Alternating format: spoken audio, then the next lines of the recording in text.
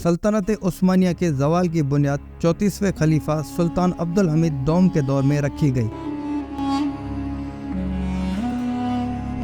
ये 1976 में खलीफा बने और दुनिया उस वक्त तक तब्दील हो चुकी थी। लोग बादशाहों के अमीराना मिजाज से तंग थे। यूरोप में जमहूरियत आ चुकी थी, लिहाजा तुर्क अवाम ने सुल्तान पर जमहूरियत के लिए दबाव डालना शुरू कर दिया। तुर्की में यूरोप और अमेरिका के भेजे हुए एजेंट्स बहुत ही ज्यादा एक्टिव हो चुके थे, जिनको सुल्तान अब्दुल हमीद समझ नहीं पाए।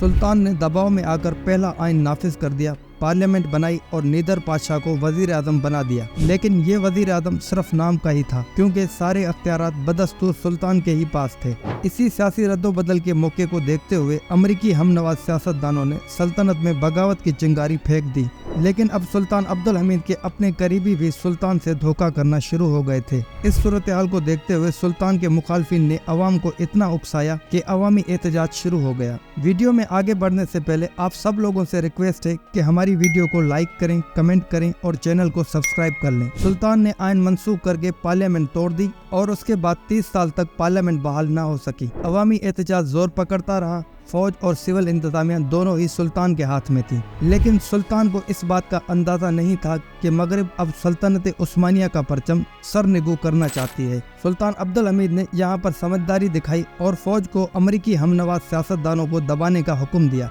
लेकिन तुर्क फौज ने इनकार कर दिया। जर्नल्स ने सुल्तान को मशवरा दिया कि आप इसका कोई सियासी हल निकालें। अब ये वो वक्त था कि अमेरिका ने अपना सिक्का सल्तनत उस्मानिया पर नाफिज करना शुरू कर दिया था। सल्तनत उस्मानिया के सियासतदान अमेरिका ने अपने कंट्रोल में कर लिए थे, या यूं कह लीजिए कि ऊपर से लेकर नीचे तक सभी सुल्तान अब्दुल हमीद के खिलाफ साजिशें करने में मसरूफ हो गए थे। फौज के इनकार से सुल्तान अब्दुल हमीद ने ऐसे फैसले किए कि अमेरिका और यूरोप सुल्तान अब्दुल हमीद की काबिलियत और दानिशमंदी को समझने लगे। सुल्तान ने कमजोर और जूनियर ऑफिसर्स उठाए और उन्हें सीनियर पोजीशंस पर लगा दिया, और वो ऑफिसर्स सुल्तान की मंशिया के मुताबिक अमेरिकी हिमायतियों को दबाने लगे। Tax collection, law and order, Sultan की सिक्योरिटी और खुफिया मालूमात सब फौज के हवाले कर दी गई। उस दौर में 3 बादशाह उभर कर सामने आए, तिलत पातशाह, जमाल पातशाह और अनवर पातशाह। तुर्की में पातशाह नाम नहीं होते बल्कि ओहदा होता है, और ये मेजर जनरल के बराबर होता है। तिलत पातशाह को दाखिला उमूर दे दिया गया, जमाल पातशाह के पास नेवी, जबकि अनवर पातशाह को फौज का सिपा सालार और वजीर जंग दे दिया गया। आप तारीख उठाकर देख लें, आपको दुनिया की ज्यादातर जंगें मिलिट्री डिक्टेटर्स के दौर में होती हुई नजर आएंगी, क्योंकि मिलिट्री डिक्टेटर्स जंग को अपनी बका के लिए इस्तेमाल करते हैं और बारूद और लाशें हमेशा डिक्टेटर्स को तहफ़्फ़ुज़ देती हैं। लिहाजा ये लोग भी शिद्दत से जंग का इंतजार करने लगे और फिर जनवरी 1914 को रशिया पर हमला किया गया। अगले ही दिन अनवर पातशाह ने रूस के साहिलों पर बमबारी शुरू कर दी और उस्मानी सल्तनत को जर्मनी का इत्तेहादी डिक्लेयर कर दिया गया। इसी तरह सल्तनत उस्मानिया को एक नई जंग में धकेलकर सुल्तान के पावर को मजीद कमजोर कर दिया गया। लेकिन सुल्तान अब्दुल हमीद ने दीन इस्लाम और मुसलमानों के खातिर सभी तावती कुव्वतों से अकेले तनहा लड़कर अपनी आखिरी सांसों तक अपनी रियासत से गद्दारी नहीं की। दुश्मन अपनी साजिशों से जो करना था वो कर चुके। अब इंशाल्लाह वो वक्त दूर नहीं जब दुनिया के हर उस मुल्क में हमारा झंडा होगा जिसमें कभी उस्मानी सल्तनत का परचम होता था। सल्तनत उस्मानिया के आखिरी खलीफा सुल्तान अब्दुल हमीद दोम की कायदाना सलाहियतों के खिलाफ उस वक्त के यहूदी भी थे। मुमलिकत फलस्तीन पर कब्जे के लिए भारी माली पेशकश के बावजूद सुल्तान अब्दुल हमीद ने यहूदियों की पेशकश को ठोकर मारकर फलस्तीन की हिफाजत के लिए अपनी जान की कुर्बानी देकर फलस्तीन की हिफाजत को तरजीह दी। अल्लाह से दुआ है कि अल्लाह हमारे मौजूदा कौम में भी सुल्तान अब्दुल हमीद जैसे निडर और बहादुर लीडर पैदा करे, जो फलस्तीन और आलम इस्लाम की हिफाजत के लिए अपनी जान की कुर्बानी देने से भी गुरेज ना करें। आमीन।